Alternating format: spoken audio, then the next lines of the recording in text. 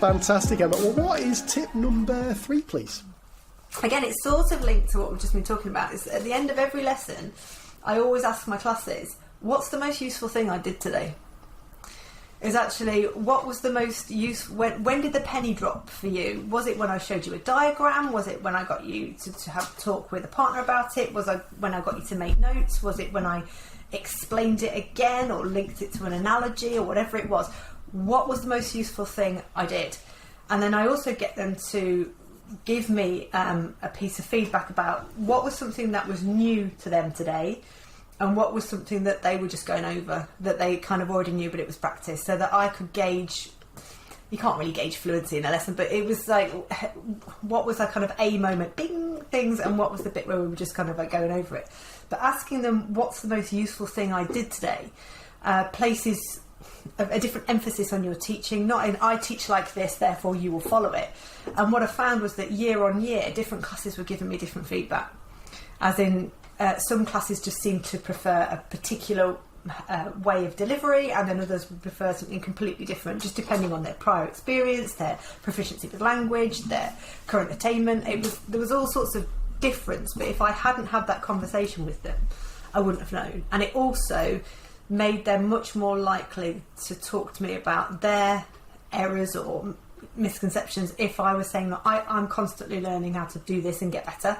So, and the only way I can do that is by getting feedback from you. Flipping heck, I mean, you're dropping some gold here. That is another absolutely brilliant. I like this, and I like the fact there's all this theme of kind of teachers getting better, improving from the kind of pupil voice. I really, really like this. A couple of questions on this one. Just the practicalities. How are you collecting these responses? Particularly focusing on that. What was the thing that you felt the most valuable throughout the lesson? Is it mini whiteboards? What works best there?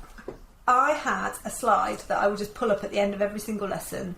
And we had some nice stuff on there as well, like who did you help today as well. But it was like a little kind of review of our learning for that session.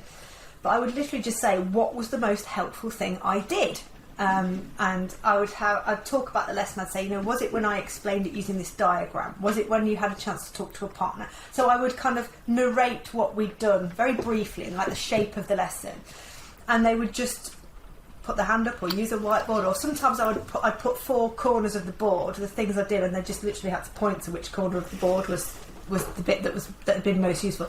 Really quick, wasn't laboured at all, but it just gave me that snapshot of what works with this class, with this subject, with this topic within the subject, with this particular objective. What's the most efficient way of getting that information over to the pupils? Oh, it's absolutely fascinating. This. I'm going to put you on the spot now, Emma, and just feel free to tell me that you don't remember or nothing springs to mind. But does anything spring to mind of a change you made as a result of this? Any surprising thing that came back from one of the times that you used this with a class? Yeah, shutting up, basically. So one of the things was I would explain these things in maths, and I thought they were beautifully scaffolded and lovely instruction, and it was. I just needed to stop more and give them a chance to process that step and to practice that bit and then come back to it, because I was talking for too long. So they were sort of saying that when you explain the first bit, we'd like to all practice the first bit. When you explain the second bit, so I was explaining a whole process all the way through for sort of 10-15 minutes, and they were telling me we like it in little kind of smaller chunks, which was great feedback for me, because that's what worked with them. And so I did, I'd chop it up a little bit more. But as teachers, we like to do the full narrative, don't we? We like to go, let me talk you through this, children. Sit back and let me wow you. No, shut up and do it in little bits, please. That is fantastic.